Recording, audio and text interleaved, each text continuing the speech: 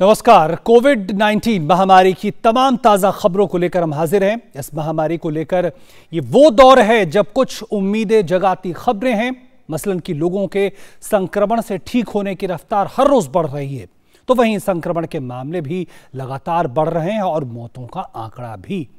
लेकिन हर तरफ से कोशिशें हो रही हैं।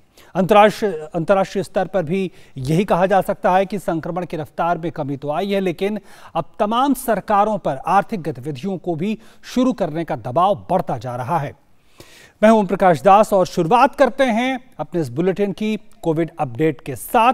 क्या है ताज़ा आंकड़ा, इस पर नजर डालते हैं।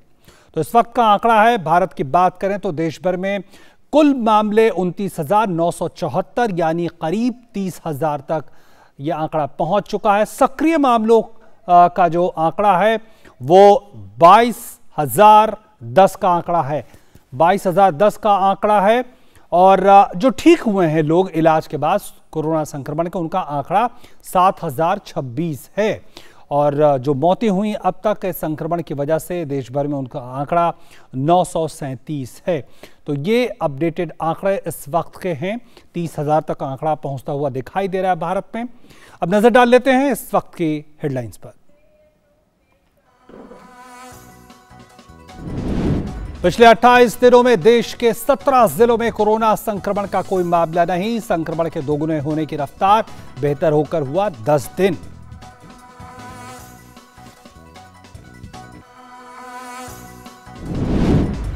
स्वास्थ्य मंत्रालय ने कहा, प्लाज्मा थेरेपी पर अभी भी चल रहा है अध्ययन।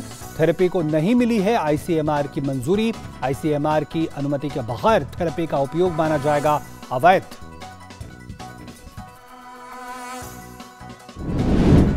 देश में मई तक कोविड संक्रमण और एंटीबॉडी टेस्ट किट का उत्पादन हो जाएगा शुरू।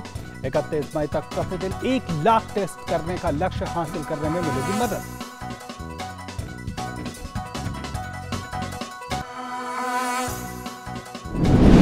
प्रधानमंत्री नरेंद्र मोदी ने कोविड-19 महामारी पर इंडोनेशिया के राष्ट्रपति जोको विडोडो से की चर्चा। कहा, दोनों देशों के बीच मजबूत सहयोग इस संकट से उत्पन्न चुनौतियों से निपटने में होगा महत्वपूर्ण।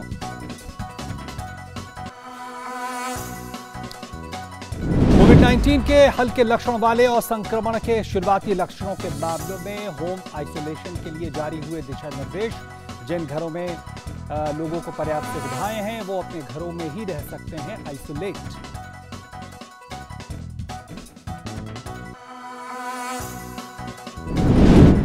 एशियन डेवलपमेंट बैंक ने कोरोना के खिलाफ जंग में भारत को $1.5 अरब के लोन को दी मंजूरी।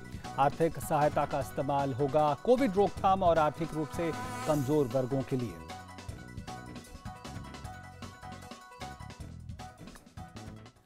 और अब को कोविड-19 से जुड़ी दुनिया भर की खबरें।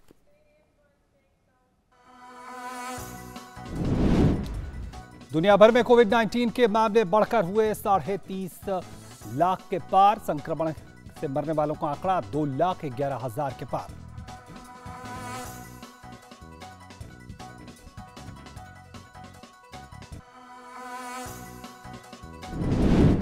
अमेरिका में कोरोना संक्रमितों की संख्या 10 लाख के करीब। 56,500 के ऊपर पहुंचे मृतकों की संख्या।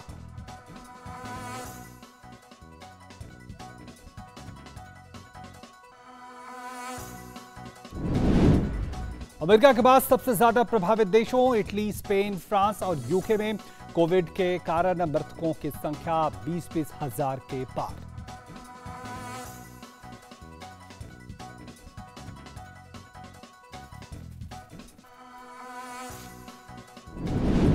ब्रिटेन में हर सप्ताह होने वाली सामान्य कारणों और दूसरी बीमारियों से मौतों का आंकड़ा हुआ 2 गुना।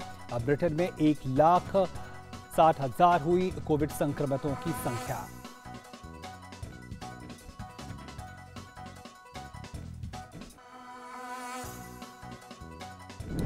स्पेन में कोविड से मृतकों की संख्या 24,000 के करीब पहुंची, लेकिन राहत की बात कि स्पेन में हर रोज होने वाली मौतों और संक्रमितों की संख्या की रफ्तार में आई कमी।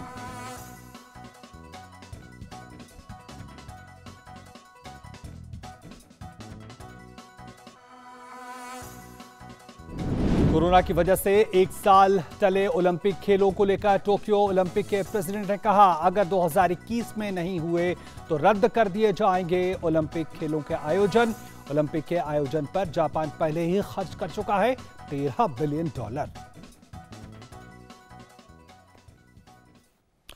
और कोरोना के खिलाफ जो तमाम जंग चल रही है उसमें क्या अपडेट है, यह हम आपको लगातार बता रहे हैं। और आज कुछ और नए तथ्य सामने आए हैं, जरा उस पर नजर डाल लेते हैं क्या ये आंकड़े और ये तथ्य हमें क्या बताते हैं।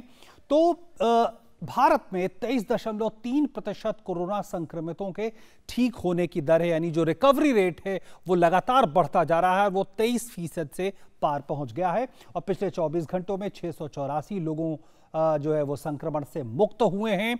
ये एक बेहद उत्साहजनक खबर है। पिछले 10 दिन संक्रमण के मामलों के दोगुना होने की रफ्तार हो गई है।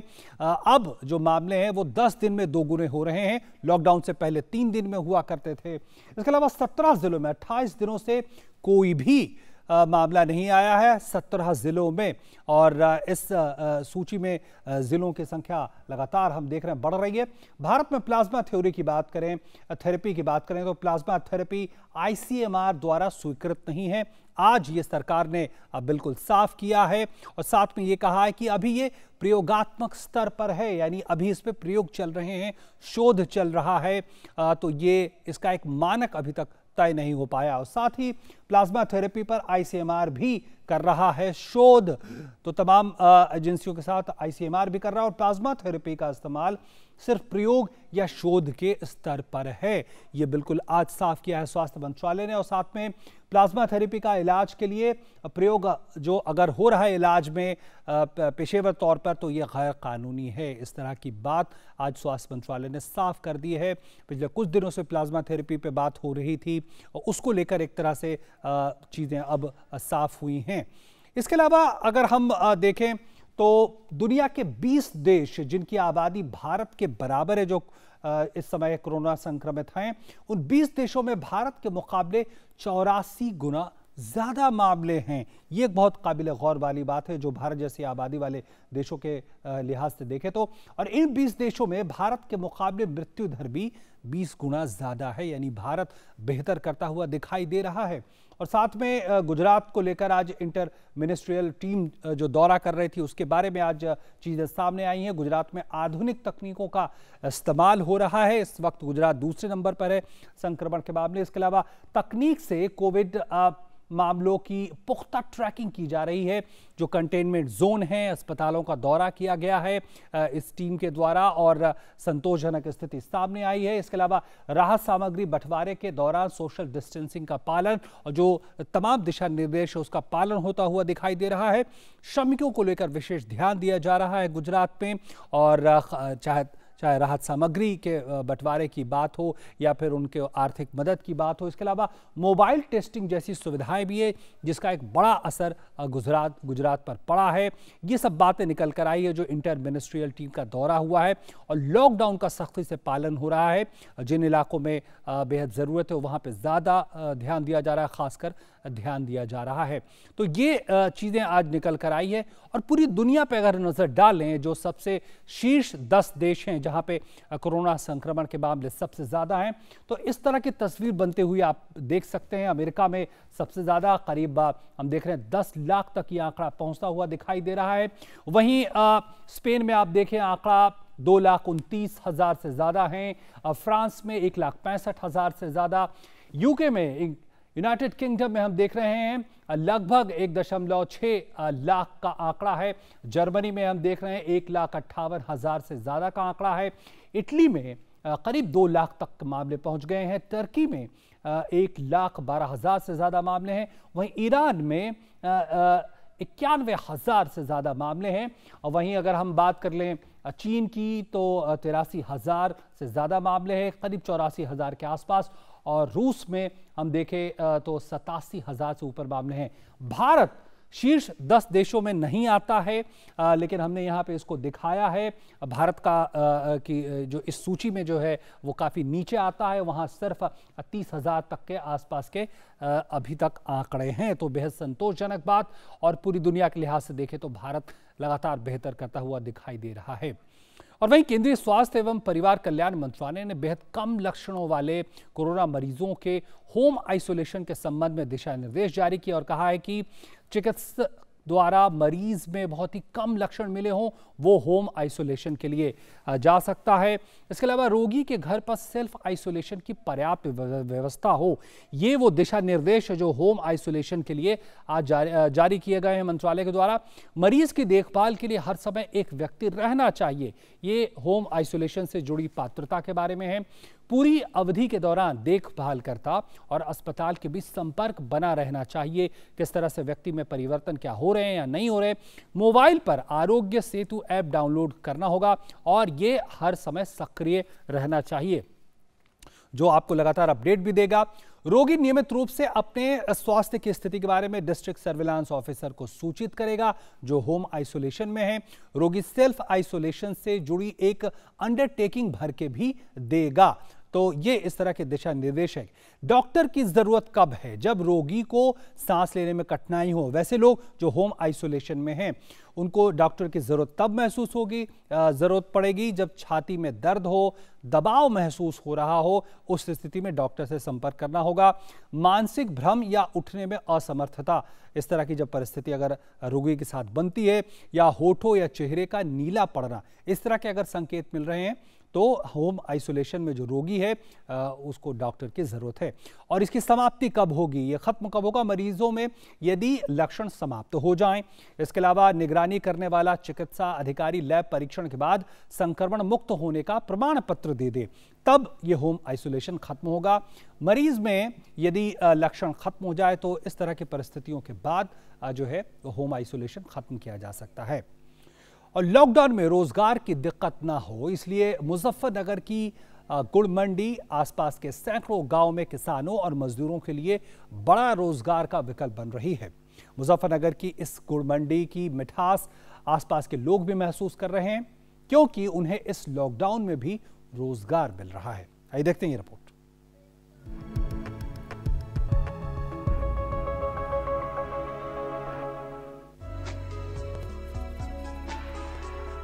लॉकडाउन में मिठास के साथ रोजगार भी दे रहा है गुड़ उद्योग। कोरोना महामारी से जूझती जिंदगी के लिए मुजफ्फरनगर जिले में गुड़ उद्योग जीवन की धुरी बन गया है।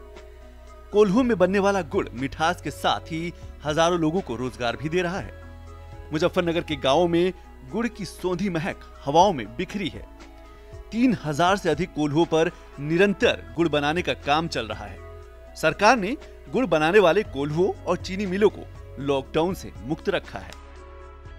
हमारे यहाँ जब से लॉकडाउन हुआ है तो 2-4 दिन तो मंडियाँ बंद रही, उसके बाद हमारे यहाँ लगातार गुड़ आ रहा है। इससे किसानों को भी खेत खाली करने में, अपना गन्ना काट के खेत खाली करने में सुविधा हो रही है। वो आगे गेहूं की कटाई करेंगे और हमारे जो मजदूर हैं उनको भी रोजगार मिल रहा है। यहाँ पर जो गुड़ आता है वो पूरे हिंदुस्तान में सप्लाई होता है, पंजाब, बिहार, गुजरात, राजस्थान और दूर सुदूर आंध्र प्रदेश और केरल तक यहाँ से गुड़ जाता है मुजफ्फरनगर का। मुजफ्फरनगर में स्थित एशिया की सबसे बड़ी गुड़ मंडी भी लगातार खुल रही है। कोल्हू संचालक गुड़ बनाकर यहाँ आपूर्ति कर रहे हैं। मंडी से गुड़ देश के कोने कोने तक पहुँच रहा है। लॉकडाउन में गुड़ व्यापार रोजगार का एक बड़ा विकल्प बन गया है। 5-7 मजदूर हैं, अपना काम चल रहा है। इसमें यूँ लग रहा था इसमें भी काम चल रहा जी, अपना मजदूर कर रहे, 12 बच्चों को कोल्हू चल रहा है हमारा। ठीक सामान मुजफ्फरनगर माल जाते हैं जी, माल तो मंडी के बाद बिकेगा जी। गुड़ के उत्पादन को देखते हुए सरकार ने इसे एक जनपद एक उत्पाद में भी शामिल किया है। यहाँ ये गुड़ लॉकडाउन की विषम परिस्थितियों में ग्रामीण अंचल के किसानों और मजदूरों के लिए रोजगार का एक प्रमुख साधन बनकर उभरा है। मुजफ्फरनगर से रणवीर सिंह सैनी के साथ संतोष चौधरी की report, TD news.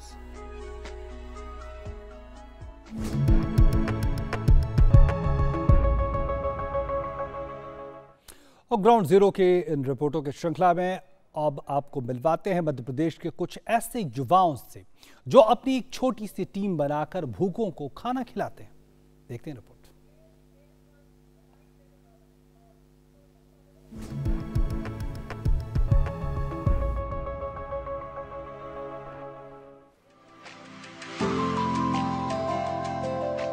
Madhya Pradesh के युवाओं की ये टीम है जो कोरोना के चलते हुए लॉकडाउन में सड़क पर बेसहारा घूमते लोगों और ट्रक ड्राइवरों को खाना खिलाता है। ये युवा खुद ही राशन एकत्रित करते हैं, फिर खुद ही मिलकर बनाते हैं और फिर शुरू होता है भूखों को भोजन देने का सिलसिला।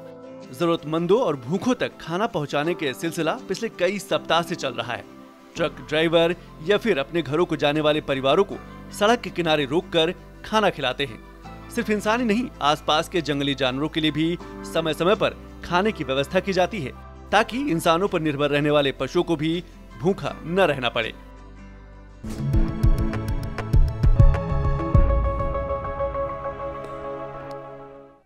लॉकडाउन में शिक्षा कहीं से बाधित न हो, इसके लिए ऑनलाइन शिक्षा शुरू की जा रही है और इसलिए सरकारी प्राथमिक स्कूलों में भी लोगों ने कमर कस ली है और ग्रामीण क्षेत्रों में रहने वाले बच्चे भी मोबाइल के माध्यम से पढ़ाई कर रहे हैं। पेश है सोनभद्र से हमारी ये खास रिपोर्ट।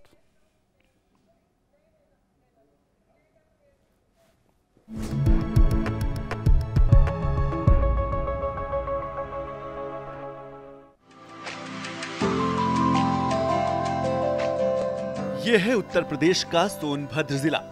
इस लॉकडाउन में शिक्षा विभाग ने भी बच्चों तक शिक्षा पहुंचाने का बीड़ा उठा लिया है। सिर्फ प्राइवेट स्कूल ही नहीं, प्राथमिक सरकारी विद्यालयों के गांव में रहने वाले ये नौनिहाल भी घर बैठे मोबाइल से ऑनलाइन पढ़ाई कर रहे हैं और काम करने की शक्ति मिलती है। प्राथमिक स्कूल के बच्चे भी किसी से पीछे न रहें, इसीलिए अध्यापक बच्चों को घर से ही पढ़ा रहे हैं। शुरुआती दौर में हमारे कुछ विद्यालय इस दिशा में पहल किए, लेकिन आज की स्थिति ये है कि जनपद सोनभद्र में लगभग 500 विद्यालय हमारे ऐसे हैं जो ऑनलाइन शिक्षा टाइमली दे रहे हैं बच्चों को। अभी सारे बच्चे नहीं जुड़ पाए हैं, कुछ बच्चे जुड़े हैं उससे, लेकिन जिनके पास वो संसाधन मौजूद हैं जिससे ऑनलाइन शिक्षा वो प्राप्त कर सकें, लेकिन जिनके पास नहीं है वो फ़ोन, हमारे कुछ अध्यापक ऐसे हैं कि उनको फ़ोन के माध्यम से जागरूक करके उनके गार्जियन से फीडबैक पर डे का ले रहे हैं। उनके मोबाइल फ़ोन पे फ़ोन करके या आपके बच्चे को होमवर्क ये दीजिए और उसको चेक करके बताइए। सोनभद्र जंगलों, पहाड़ों और दुर्गम क्षेत्रों के साथ साथ ऊर्जा की राजधानी भी है। यहाँ के तुरूह और पहाड़ी अंचलों में विकास की किरणें ही नहीं, सूर्य की किरणें भी देर से पहुँचती हैं, पर अध्यापक और बच्चों का तालमेल शिक्षा की लौ को आगे बढ़ा रहा है। जो मैम होमवर्क भेजती है हम लोग उसे पूरा करते हैं, अच्छे माहौल में लॉकडाउन का पालन भी करते हैं। हमें इंग्लिश, हिंदी, मैथ्स जो भी वर्क दे रही हैं हम उसे पूरा कर व्हाट्सएप कर दे रहे हैं। हम सोचते थे कि मोबाइल पे बस गाना और कार्टून ही देख सकते हैं, लेकिन इस पर पढ़ाई भी कर सकते हैं। बहुत सारे बच्चों को मैंने ऐड किया जो पहले से ग्रुप में थे, उनके अलावा भी, लेकिन कुछ बच्चों का मुझे पता चला कि उनके पास मोबाइल या डेटा पैक न होने के कारण वो उन कक्षाओं से नहीं जुड़ पा रहे हैं। तो इसमें हम अध्यापकों ने निर्णय लिया कि हमने स्वयं के पैसे से भी बच्चों का फ़ोन रिचार्ज कराया, जिससे कि कम से कम वो जो सिंसियर बच्चे हैं वो इन कक्षाओं से प्राप्त होने वाले ज्ञान से अछूते न रह जाएं। ग्रामीण बच्चों के लिए मोबाइल से पढ़ना एक अलग अनुभव है। बच्चे घर पर रहकर ही बड़ी प्रसन्नता के साथ पढ़ाई करते हैं। बच्चों को मोबाइल से पढ़ता देख माता पिता भी काफी खुश हैं। सरकारी स्कूलों पर अभिभावकों का विश्वास भी बढ़ रहा है। ऑनलाइन पढ़ाई के लिए एक ग्रुप भी बनाया गया है ताकि बारी बारी से बच्चों को पढ़ाया जा सके। बहुत सारे अभिभावक हैं जिनके पास है तो अपने आस पड़ोस के बच्चों को उनके माध्यम से और लॉकडाउन के नियमों का पालन करते हुए दूर दूर बैठते हुए मास्क लगा के वो बच्चे पढ़ाई कर रहे हैं। और कई ऐसे क्षेत्र हैं जहाँ पे जिनके पास नहीं है, वो किसी बगल वाले के पास अगर है तो उसके साथ बच्चे जाके और लॉकडाउन के नियमों का, फिजिकल डिस्टेंसिंग का पालन करते हुए, मास्क लगाते हुए सुरक्षित तरीके से वो अपना पढ़ाई का काम कर रहे हैं। तकनीक के सहारे सोनभद्र के प्राथमिक स्कूल बच्चों को शिक्षा दे रहे हैं ताकि बच्चे घर पर रहकर अपने भविष्य की नींव और मजबूत कर सके। 30 centimeter and breadth is 15 centimeter. Find out the perimeter of the rectangle. Lockdown के इस मौके पर बच्चे घरों में हैं, इसीलिए स्कूल और अध्यापक ऑनलाइन शिक्षा के माध्यम से बच्चों तक पहुंच रहे हैं, उनका पढ़ाई पूरी करवा रहे हैं, उनका जो सिलेबस है वो पूरा करवा रहे हैं। और खास तौर से उत्तर प्रदेश का जो शिक्षा विभाग है उन इलाकों को ज़्यादा फोकस कर रहा है, उन बच्चों को ज़्यादा फोकस कर रहा है जो गाँव में रहते हैं, दूर दराज ग्रामीण क्षेत्र में रहते हैं, और उनको ऑनलाइन के माध्यम से उन्हें शिक्षा दी जा रही है। सोनभद्र से सुनील तिवारी के साथ मैं संतोष चौधरी, डीडी न्यूज़, दिल्ली।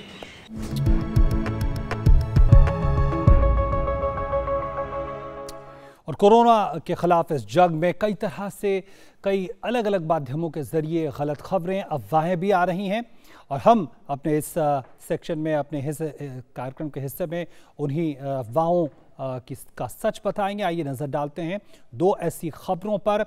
अफवाहों से सावधान रहें। और ये दावा किया गया सोशल मीडिया एक अखबार के द्वारा कि कोविड महामारी के मद्देनज़र केंद्र सरकार के कर्मचारियों को जो अलग अलग भत्ते हैं, LTC, leave encashment, OTA, medical जैसी सुविधाओं में कटौती का सामना करना पड़ सकता है। लेकिन सच ये है कि वित्त मंत्रालय ने इसे भ्रामक और सरासर झूठ करार दिया है और साफ किया है कि विभिन्न भत्तों में किसी तरह की कटौती का कोई प्रस्ताव नहीं है, यानी ये खबर बिल्कुल गलत है। दूसरी खबर पर नजर डालते हैं, जो सोशल मीडिया का एक पोस्ट है, और ये पोस्ट ये कहता है कि कोविड-19 परीक्षण किट आईसीएमआर द्वारा बढ़े हुए मूल्य पर खरीदे गए। इस तरह का ये एक सोशल मीडिया का पोस्ट है। लेकिन सच क्या है हम आपको बताते हैं। सच ये कहता है कि जो इस तरह के परीक्षण किटों की बात आ रही है, चाहे वो RT-PCR से जुड़े हो, वो 740 से 1150 रुपये, और रैपिड टेस्ट किट 528 से 795 रुपये का मूल्य निर्धारित है। आईसीएमआर ने इससे सस्ती किट वाली किसी भी कंपनी को आमंत्रित किया है, और जो पूरी प्रक्रिया है उसका पालन किया गया, उसके बाद इस तरह की चीज़ें हुई, तो ये खबर भी बिल्कुल झूठी है। और देखते हैं कि कैसे कोरोना योद्धा पहुंचे एक घर में, फिर क्या हुआ, क्यों एक बुजुर्ग व्यक्ति के आंखों में आंसू छलक आए। देखते हैं इस रिपोर्ट में।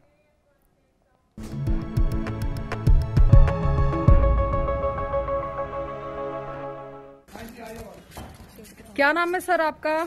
मेरा नाम करण पुरी है। मैं अकेला रहता हूँ, सीनियर सिटीजन हूँ। सुन, लिख लो। Happy birthday to you, happy birthday to you, happy birthday, happy birthday to you. लो सर, केक काटिए। अब मैं आपको क्या ऑफर करूँ?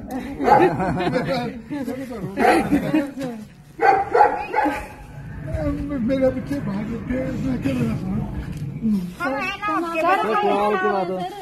आइए अंकल, प्लीज आइए। तस्वीर केक कटिंग करो।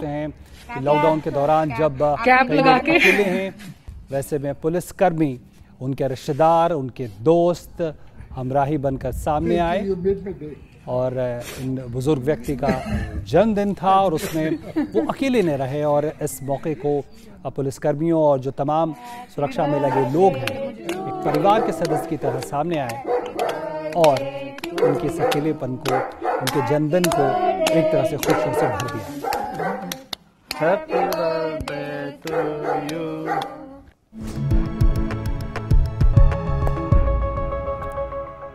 तो ऐसे कोरोना योद्धाओं को हम भी सलाम करते हैं।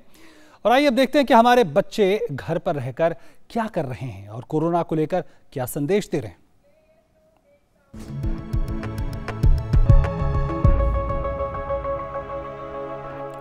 डर बचना कोरोना से, तरीके तू ये अपनाना। बाहर जब भी तू जाए तो मास्क तू लगा ले, वापस घर पे जो आए तो हाथ धोना रे। किसी से भी मिलने पर तू हाथ ना मिलाना, नमस्ते करके इनको तू दूर से भगा दे। घर से निकलना नहीं बाहर, जरूरी हो तभी जाना है। घर बचना कोरोना से, तरीके तू ये अपनाना। कोरोना को हराओ ना, मास्क खुद बनाओ ना। मास्क बड़ा बलवान, इसके फायदे अनेक, ना कोई नुकसान। मुंह और और नाक को ढककर करता है वायरस को हैरान। कैसे घुसूं बॉडी में वायरस सोचता है होके परेशान। मास्क है जरूरी भैया, इसके फायदे अनेक ना कोई नुकसान। इसलिए मास्क खुद बनाओ ना, कोरोना को हराओ ना। नमस्कार। तो इस लड़ाई में बाल सेना भी पीछे नहीं है। इसके साथ हमारे इस खास बुलेटिन में इतना ही। नमस्कार।